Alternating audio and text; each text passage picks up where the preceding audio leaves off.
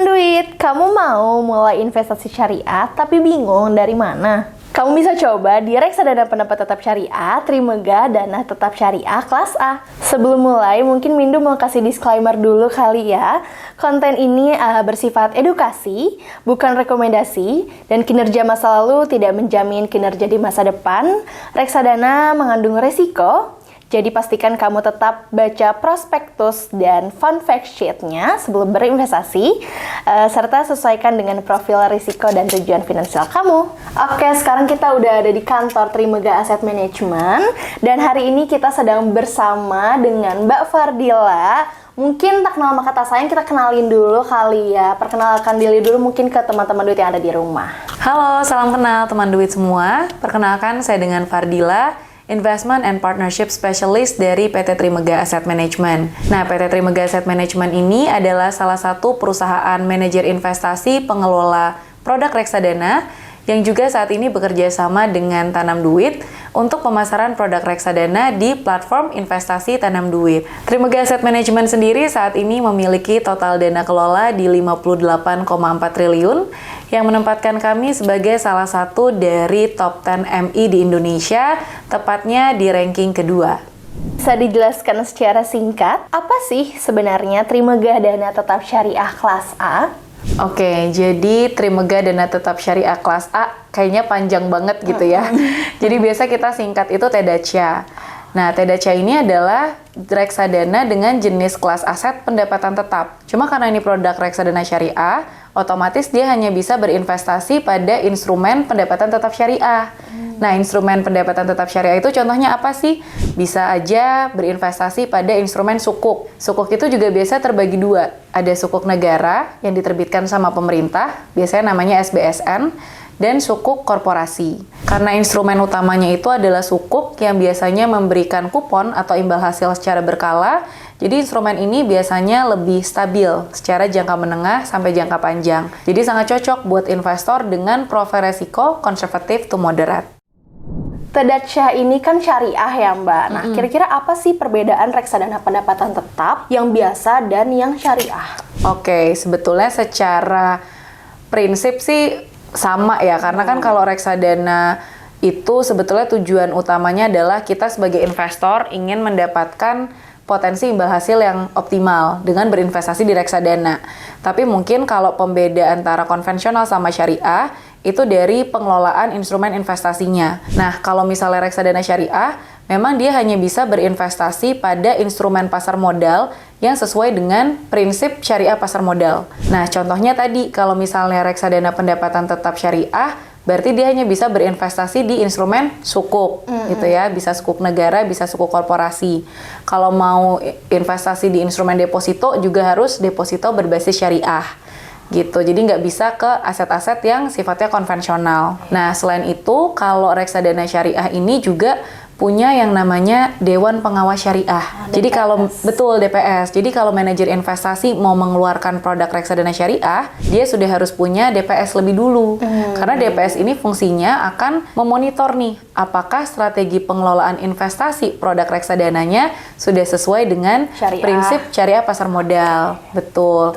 Nah, terakhir yang mungkin paling menarik nih buat para investor, buat teman duit sekalian adalah kalau reksadana syariah, batasan maksimum untuk penempatan investasi di satu aset itu bisa maksimum 20%. Sementara kalau yang konvensional maksimum hanya di 10%. Oh, ternyata lebih besar ya? Ternyata lebih besar, ya? Betul. Jadi kalau misalnya nih manajer investasinya punya high conviction, kita yakin banget nih sama satu aset gitu ya. Misalnya ada satu sukuk yang kuponnya lumayan tinggi dan secara kredit rating juga oke, prospek bisnisnya oke, kita bisa ambil dengan bobot yang lebih besar. Sampai dengan maksimum 20% tadi. Oke, kira-kira siapa sih Kak investor yang cocok untuk produk ini? Tentunya investor yang punya preferensi syariah ya. Kan biasanya kalau kita sebagai investor, terutama mungkin bagi yang muslim, pengen punya instrumen investasi yang terjamin kehalalannya, anti riba gitu anti ya. riba, anti hal-hal yang bersifat non syariah, ya pasti pilihannya adalah reksadana syariah. Ini bisa jadi salah satu opsi gitu ya. Cuman kalau buat kita nih yang sebetulnya nggak punya preferensi syariah, ini juga sebetulnya bisa jadi instrumen investasi yang cukup menarik. Nggak apa-apa banget gitu ya kan? Jadi sifatnya universal gitu, mau kita muslim, non-muslim bisa investasi di produk ini. Yang paling penting karena ini adalah reksadana pendapatan tetap, kita sesuaiin aja sama tujuan investasi dan profil resiko kita. Jadi kalau pendapatan tetap, benar, kalau pendapatan tetap itu kan biasanya profil resikonya harus yang lebih moderat ya. Karena kan walaupun mungkin bisa dibilang tidak sevolatile saham, tetap ada tuh resiko kenaikan dan penurunan NAV. Jadi harus yang memiliki profil resiko moderate, lalu tujuan investasinya mungkin agak lebih menengah ya, 3-5 tahun, dan juga menurutku kalau pengen coba ada diversifikasi ya dari instrumen pasar uang, cuma masih agak ragu gitu ya buat masuk ke saham, ya boleh nih coba dulu bridgingnya di reksadana pendapatan tetap. Sebelum masuk ke saham, jadi coba dulu nih produk pendapatan tetap gitu kali ya, biar nggak langsung kaget gitu biar nggak langsung kaget sama volatilitas yang ada di market, tapi juga pelan-pelan belajar ya, karena kalau instrumen reksadana pendapatan tetap itu juga pasti ada resiko kenaikan dan penurunan. Tetap ada resikonya. Investasi, tapi lebih terjaga dibandingkan reksadana saham. Jadi bisa jadi alternatif diversifikasi portofolio juga sih Mbak.